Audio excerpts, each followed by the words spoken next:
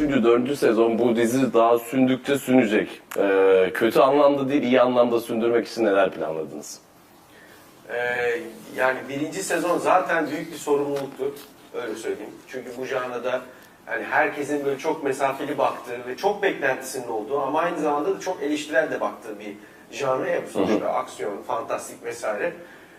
Birinci sezondan bir takım dersler aldık kendimizde. Hem feedbackler aldık hem kendimiz yaparken bazı şeyleri daha iyi yapabiliriz diye gördük. İkinci sezonda sündürmemek için ya da olumlu anlamda sündürmek yani hani daha iyi bir noktaya uzatmaktan değil de aslında Afiyetle birazcık daha derinleştirmek diyebiliriz. Hikayeyi daha nasıl derinleştirebiliriz diye uğraştık. İşte karakterlerin yolculukları ne kadar derinleşir, bu 7 ölümsüz hikayesi ne kadar derinleşir. Biraz zaten önceliğimiz buydu diye düşünüyorum. Giderek de artacaktır bu. Lafı tutulduğunu düşündüğümüzde diziyle paralel olarak herkesin İstanbul'da bir alıp veremediği, bir böyle almak istediği bir şehir haline dönüşmüş durumda. Milletin ne alıp veremediği var İstanbul'u? Ay dizide de geçiyor ya Napolyon'un bir sözü. İstanbul, aman dünya tek bir ülke olsaydı başkenti İstanbul olurdu.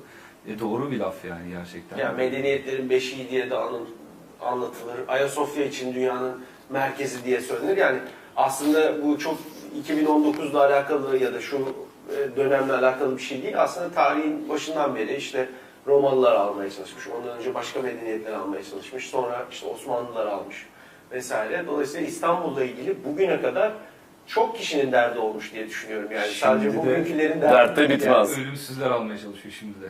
Derdi bitmez İstanbul. Kazanan İstanbul olsun. Ya peki şöyle bir şey var hani sinemada da dünyada olup bitenlerle genelde eş zamanlı olarak filmlerin alt metinleri bunlarla ilerliyor. Hani bu en basit garip örnekli zombi filmlerinin AIDS alt temalı olup böyle AIDS'e daha fazla çare bulundukça zombilerin hızlanması falan gibi saçma sapan bir sürü teori var.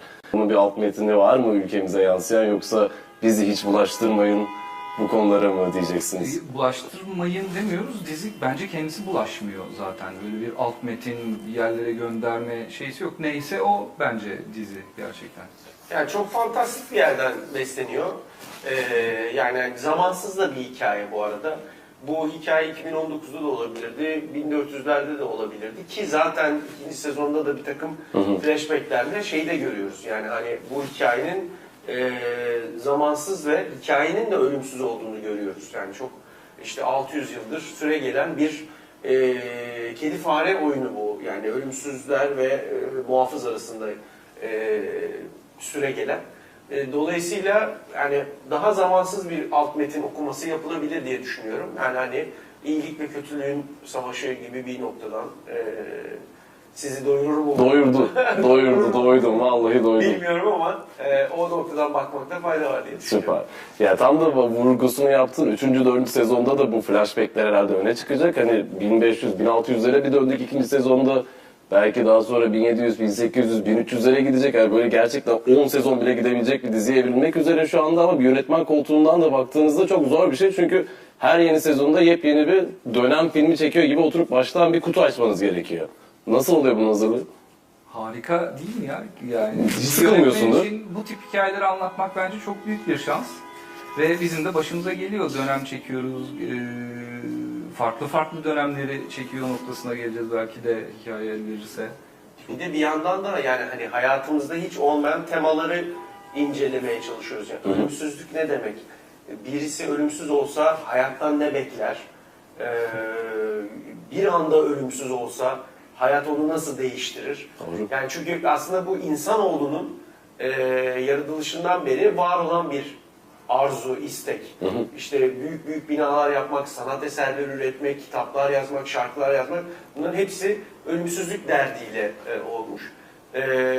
Bizim hikayemizde de öyle bir şey var.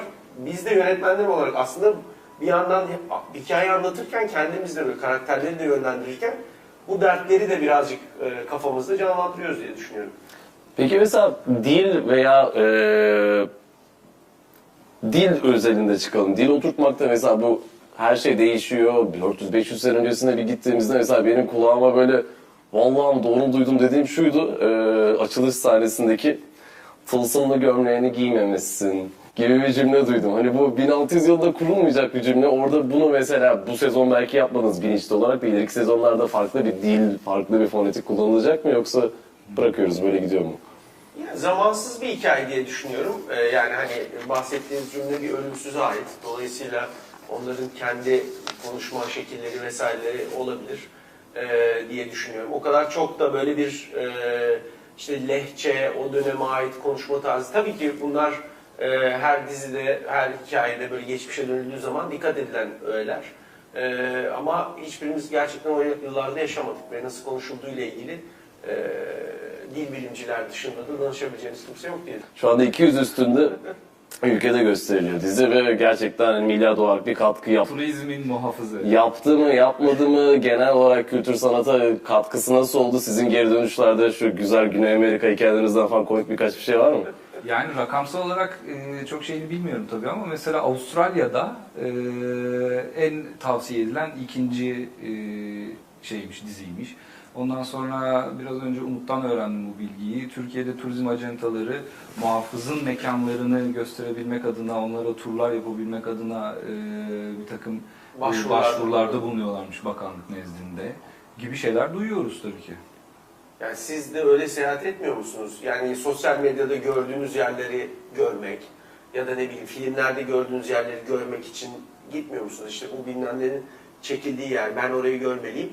Muhtemelen öyle bir etkisi olmuştur. O artmaya da devam edecek. Hani muhafızın geçtiği mekanları ben de göreyim diye bir sürü insan uçak bileti alıp buraya doğru gelecektir diye düşünüyorum. Bence değerini bilip buna göre bir plan ve programlama yapabilecek olan bir... Liderliği toplamak, evet, İstanbul'u bir temizlemek işimize, hepimizin işine yarar. Gönül Çok belediyeciliği. genç insan var çünkü ona göre bir toparlamak lazım. Çok teşekkür ederim ve sunuyorum efendim size.